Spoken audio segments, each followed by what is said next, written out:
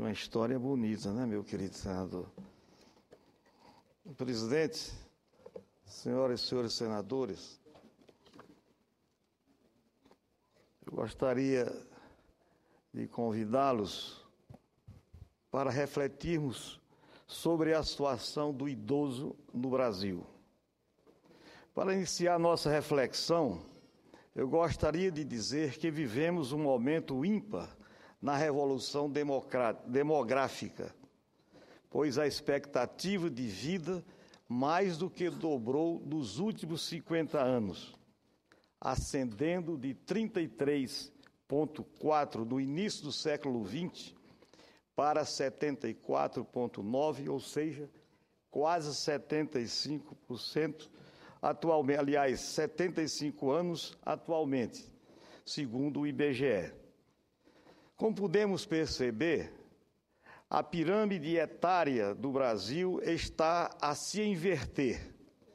Contamos hoje com mais de 23 milhões de idosos no país, o que significa 11,5% do contingente populacional. Em 35 anos, esse percentual deve alcançar 30%. Este dado implica em uma família composta por 9 pessoas, 2 a 3 pessoas terão mais de 60 anos de idade.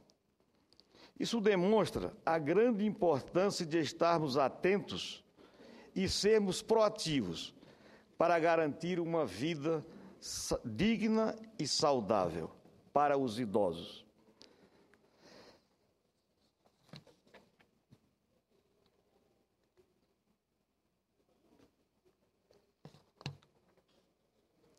Nesse índice, elaborado com base em dados compilados por organizações internacionais como a ONU, Banco Mundial, OMS, OIT, Unesco, situou o Brasil na 58ª posição entre os 96 países avaliados.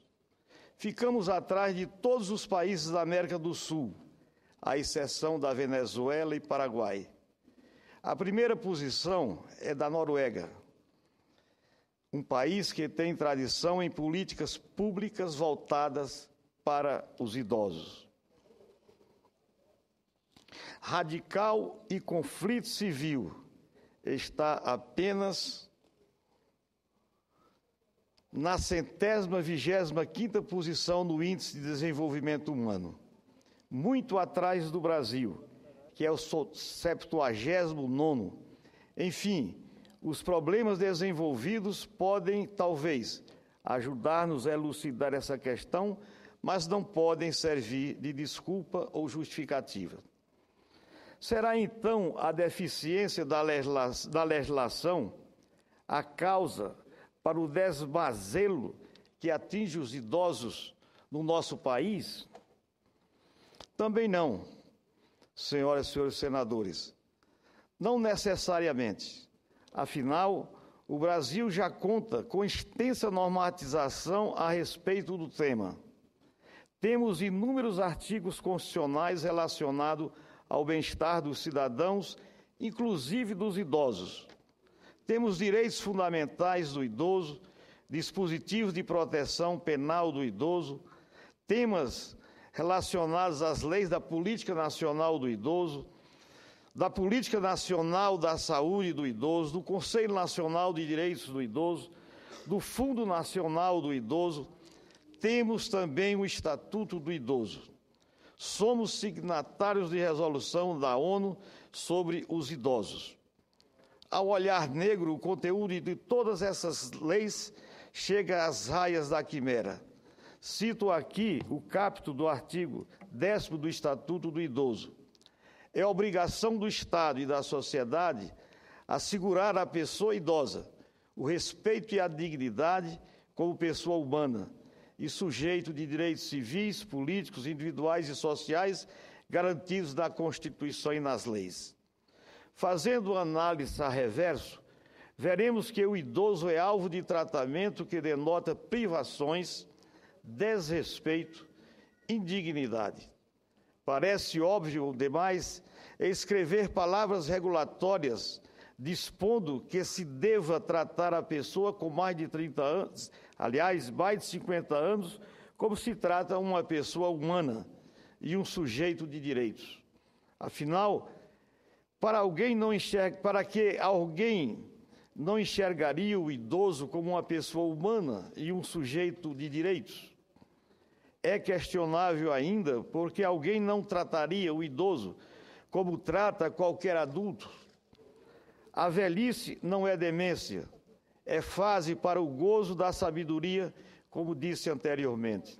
Senhor presidente, senhoras e senhores senadores, ora, quem vai a um abrigo, a um asilo, a uma instituição de longa permanência e encontra as instalações precárias, o ambiente superlotado e o quadro de pessoal deficiente, mal remunerado, sabe do que estamos falando.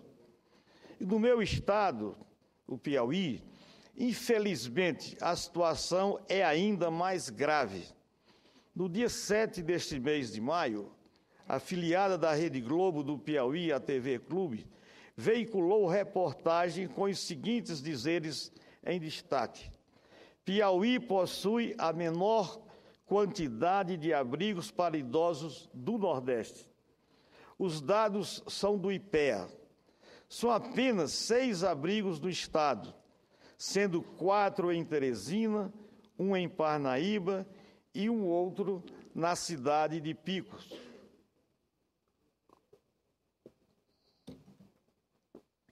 Segundo a reportagem, os 4 abrigos em Teresina já não são suficientes para abrigar os idosos e ainda enfrentam dificuldades financeiras para manter as atividades.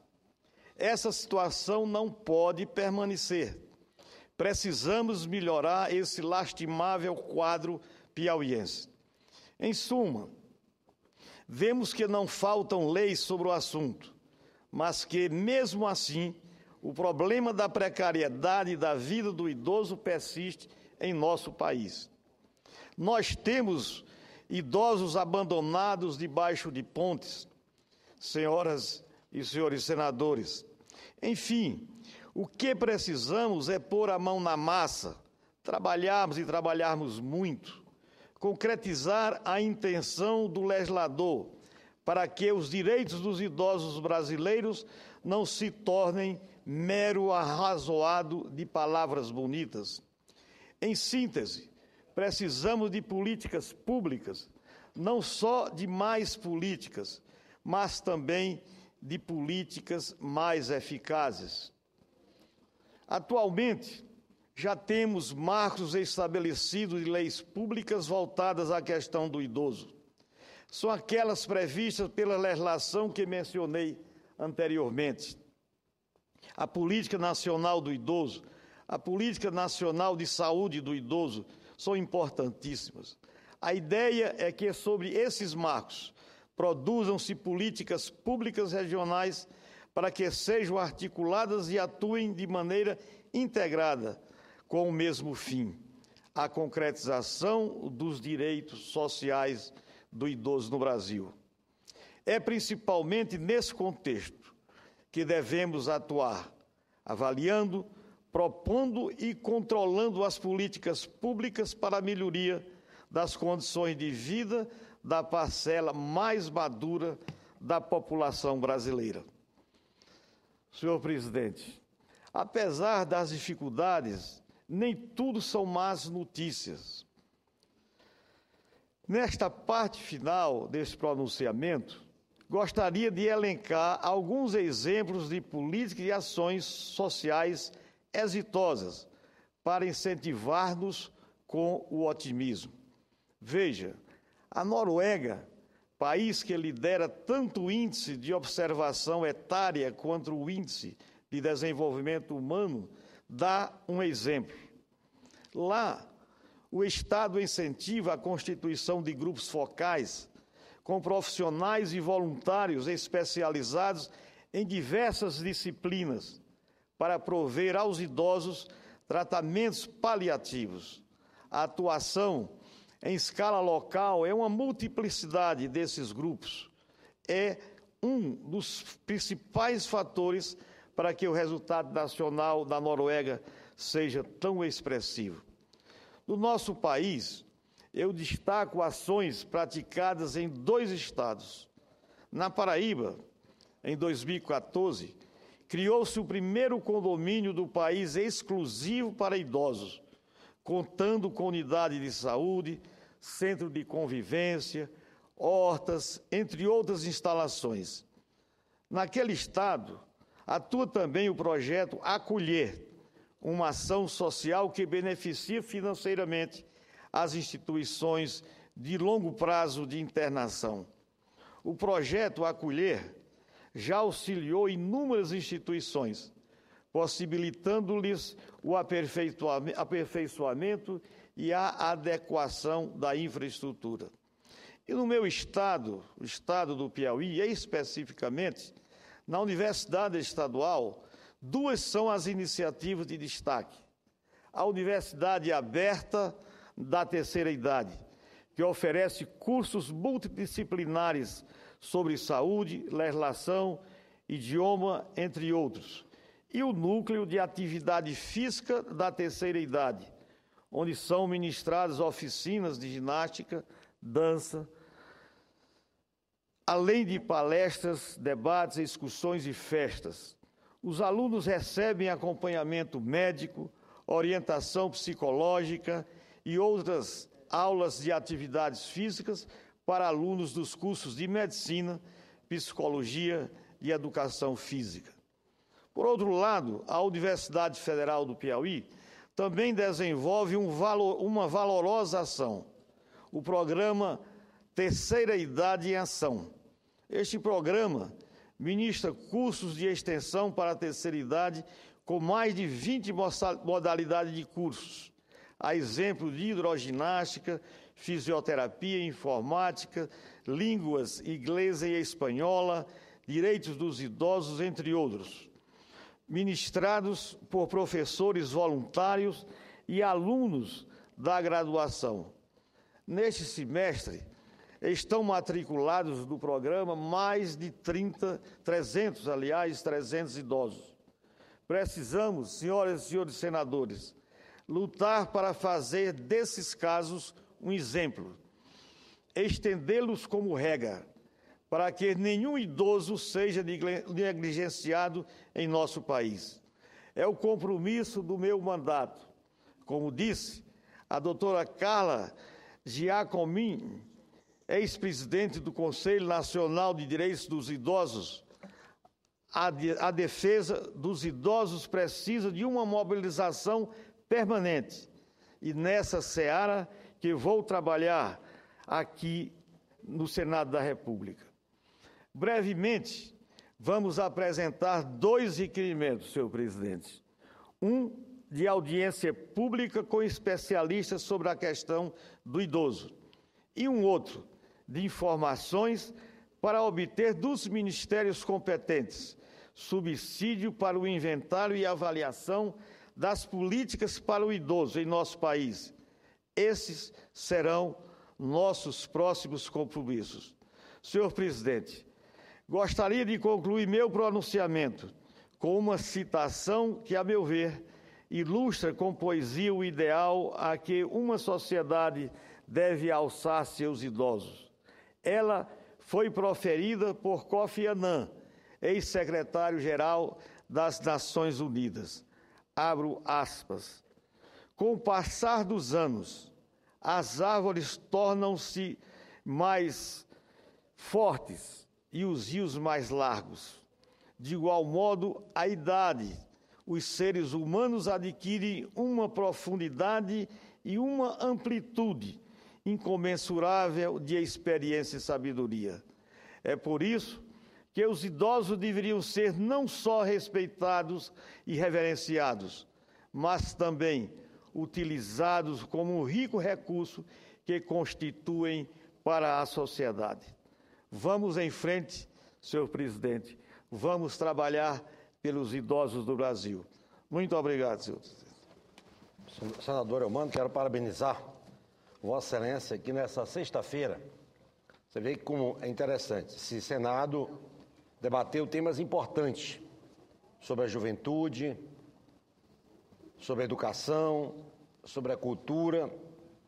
E Vossa Excelência encerra esse debate de hoje com um tema da maior relevância, que é sobre os idosos. Vossa Excelência trouxe aí modelos que estão dando certo no mundo, que é na Noruega, e trouxe alguns exemplos no Brasil, esse da Paraíba e do seu próprio estado do Piauí, e um tema importante com seu requerimento para que isso seja até uma proposição temática dentro dessa casa. Eu quero parabenizar Vossa Excelência, parabenizar o povo amigo, nosso querido Piauí, aqui citada Parnaíba, Picos, Teresina. Andei muito naquele estado, fui auditor de banco e eu fiz muitas auditorias naquela região. E Piauí é uma cidade encantadora, Teresina é uma cidade encantadora. Piauí é um estado de um povo trabalhador, um povo guerreiro. E os exemplos são dos políticos do Piauí. Todos aqui com um trabalho relevante, hoje aqui com uma proposição interessante ao Brasil. Esse Brasil que hoje, graças a Deus, a população tem hoje maior envelhecimento, nós temos uma longa vida, aumentando a vida das pessoas, e Vossa Excelência traz para a reflexão do debate. Quero parabenizar Vossa Excelência, senador Eumano. Obrigado, presidente. Bom fim de semana. Para nós.